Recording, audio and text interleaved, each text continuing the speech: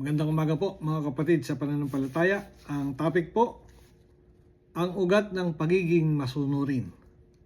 Ibig sabihin po, yung pinagmumulan o dahilan kung bakit nagiging masunurin ang isang tao. Sa relasyon po ng sanlibutan mga kapatid, sa relasyon ng mga tao sa ibabaw ng sanlibutan, may mga taong sumusunod sa isang tao sa iba't ibang kadahilanan. Pwede pong dahil sa pakinabang o dahil sa respeto o dahil sa pagkilala sa taong yon na may kapangyarihan, may pwesto, may posisyon, kaya sumusunod. So, iba't ibang kadahilanan. Sa loob po ng iglesia mga kapatid, meron ding nangyayaring relasyon sa Diyos tungkol sa sinasabing pagsunod. Kung bakit maraming mga kapatid ang sumusunod, may dahilan, at ito po ang ating pag-aaralan. Unang tanong, paano tayo nagkaroon ng relasyon sa Diyos? Unang Juan 4:19, siya po ang unang umibig sa atin. Sa relasyon natin sa ating Panginoon, siya yung unang nagmahal, siya yung unang nagpakita ng pag-ibig sa atin. Bilang kahayagan ng kanyang pag-ibig, nang isinugo po ng Diyos ang kanyang anak na nagkatawang tao, at ang katunayan ng kanyang walang hanggang pag-ibig ay nang siya'y ipinako, nagbuhos ng dugo at namatay sa krus ng Kalbaryo. Para sa ano? Para sa ating mga kaligtasan. Yun yung katunayan ng walang hanggang pag-ibig, dakila at walang hanggang pag-ibig ng Diyos na iniaalok, ipinapakita sa lahat ng mga tao. Kung bakit niya nagawa ito, sabi sa unang Juan 4:8, ang Diyos ay pag-ibig. Pakatandaan po natin ang puntong ito, ang Diyos ay pag-ibig. Ibig sabihin, likas sa Diyos ang pag-ibig, ang magmahal. Ang tunay na kahulugan ng pag-ibig ay kung ano ang Diyos. Siya yung source o pinagmumulan ng pag-ibig.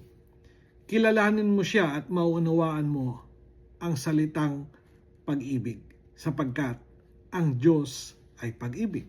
Paano natin tinugunan ang alok ng Diyos na pag-ibig? Kaya nga't nagkaroon tayo ng relasyon sa Efeso 2:8-9 sa pamamagitan po ng pananampalataya. Ang isang katangian ng may mabuting relasyon sa Diyos ay ang pagsunod sa kanyang kalooban.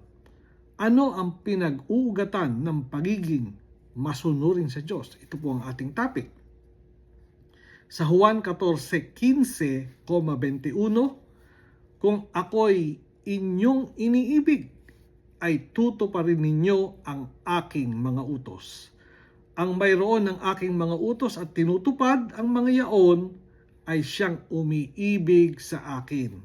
Kaya naman tayo umiibig dahil ito yung response natin sa pag-ibig na inaalok sa atin ng ating Panginoon. Dahil naunawaan natin yung kabutihan niya, nakilala natin siya, kaya nga umibig tayo. Kaya nga, kung iniibig mo ang Panginoon Diyos, kung meron kang pag-ibig, tiyak, sigurado, susunod at susunod ka sa ating Panginoon. Sapagkat ayon sa talata, ang ugat ng pagiging masunurin ay ang pag-ibig sa Diyos. Sabi kanina, ipinaliwanag ng unang Juan 4:8, ang Diyos ay pag-ibig. Ibig sabihin, kung siya ay nasa iyo, sigurado, magkakaroon ka ng pag-ibig. Ito'y mag-uudyok sa iyo para umibig sa ating Panginoon. Sapagkat ang source o pinagmumulan ng pag-ibig ay ang ating Panginoon. Ibig sabihin, kung nananahan sa iyo ang Diyos, kung nasa iyo ang Diyos, sigurado, iibigin mo at iibigin ang ating Panginoon Diyos. At kung meron kang pag-ibig, it follows, susunod ka sa kanyang mga kautusan. Sapagkat kung nasa iyo ang Diyos sa pamamagitan ng pagtahan ng Holy Spirit, ang bunga ng Holy Spirit, pag-ibig. At kung meron kang pag-ibig, sa Diyos, susunod at gaganap ka ng kanyang kalooban. Sapagkat yun ang pinagmumulan at pinanggagalingan ng mga anak ng Diyos na nabubuhay sa pagsunod sa kalooban ng ating Panginoon. Tanong, mabigat bang sundin ang mga utos ng Diyos at bakit ito nagiging magaan sa mga anak ng Diyos? Sa unang Juan 5:3, sapagat ito ang pag-ibig sa Diyos na ating tuparin ang kanyang mga utos at ang kanyang mga utos ay hindi mabibigat. Hindi mabibigat. Katunayan, sabi sa Mateo, ang pamatok ay madaling dalhin, malambot, at ang pasan ay magaan. Ibig sabihin, hindi mabibigat ang kanyang mga kautusan. Ang pagganap ng kanyang kalooban, napakagaan, napakadali. Kasi pinanggagalingan nito, again, pag-ibig. Sigurado, kung ang isang tao ay walang pag-ibig sa Diyos, mahihirapang sumunod. Magiging mabigat ang pagganap niya at pagsunod sa kalooban ng Diyos. Bakit? Wala siyang pag-ibig. Nagiging magaan at madali ang pagganap at pagsunod ng kautusan ng Diyos, ng kanyang kalooban, dahil meron kang pag-ibig. Katunayan, sa Mateo 11:28, ang paanyaya niya, papagpapahingahin tayo. Paano magiging mabigat? Papagpapahingahin ka pa nga eh. So, ganun yung paglilingkod sa Diyos, ganun yung may relasyon sa ating Panginoon. At kung bakit pa ito nagagawa, bukod pa sa pag-ibig, may nagpapalakas sa atin. Ang Holy Spirit, nagbubunga ito ng kalakasan, nagbubunga ito ng pag-ibig. Kaya nga, kahit na anong sitwasyon ng buhay, kahit sa anong panahon, ang anak ng Diyos gaganap, susunod sa kanyang kalooban, sa kanyang mga kautusan. Kung bakit? Meron siyang pag-ibig sa Diyos. Tanong, bakit ganito ang buhay ng mga lingkod ng Diyos na nabubuhay sa pagsunod sa kabila ng mabigat na kalagayan ng mundo? Bakit nga ba? Sa Efeso 2:10, sapagat tayo kanyang gawa na nilalang kay Kristo Jesus para sa mabubuting gawa ng mga inihanda ng Diyos ng una upang siya nating lakaran. Hindi dahil sa ito'y utos kaya natin ginaganap at sinusunod. Kung hindi, dahil tayo'y mga anak ng Diyos. Yung pagkakadesenyo, yung pagkakalikha sa atin bilang mga bagong tao, yung pagkakahulma sa atin, pagkakadesign para gumawa ng mabuti. At yung mabuting gagawin, ito po yung mga kalooban ng Diyos. Kaya nga, bilang mga anak ng Diyos, nakalaan tayo sa pagganap at paggawa ng kalooban ng Diyos, ng mabuti.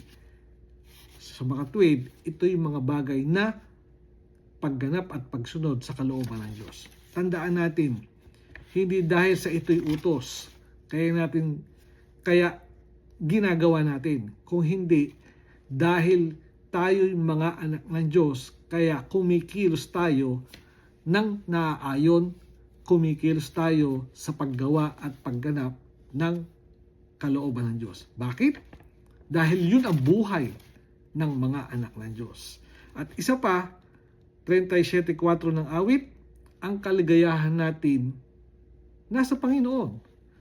Kaya nga, kung nagpapakaligaya tayo sa piling ng Panginoon, kung ano yung tungkol at para sa Panginoon, naliligayahan nating gawin ito. Bakit? Sapagkat ang kaligayahan nga natin ay ang Panginoon. Kaya kung ano sabihin niya, kung anong utos niya, ginaganap nating may kaligayahan. Sapagkat ganun ang damdamin ng mga anak ng Diyos. 48 sabi sa awit, kinalulugdan sundin ang mga utos. Yun ang damdamin. At ang sabi pa sa God's Word, awit, your commandments which I love makes me happy. So, talagang ang mga kautusan ng Diyos, yun yung mga bagay na nagpapasaya, nagpapaligaya sa atin. Kaya nga, sabi sa ating mga magkakapatid, huling talata sa Lucas, lalong mapapalad ang nangakikinig ng salita ng Diyos at ito'y ginaganap. mapapalad. Sino? Yung nakikinig at gumaganap ng salita ng Diyos. Mas malalim pang pagkaunawa sa talatang ito, pagpapaliwanag, mapapalad ang mga anak ng Diyos. Kung bakit? Sila yung nakikinig at gumaganap ng salita ng Diyos. Ang mga anak ng Diyos, nasa kanila ang tipan, nasa kanila ang pag-ibig, nasa kanila ang pagpapala, nasa kanila ang kaligtasan. At bakit mo hindi sasabihin mapapalad? Kaya tayong lahat na mga anak ng Diyos, tinatawag na mapapalad.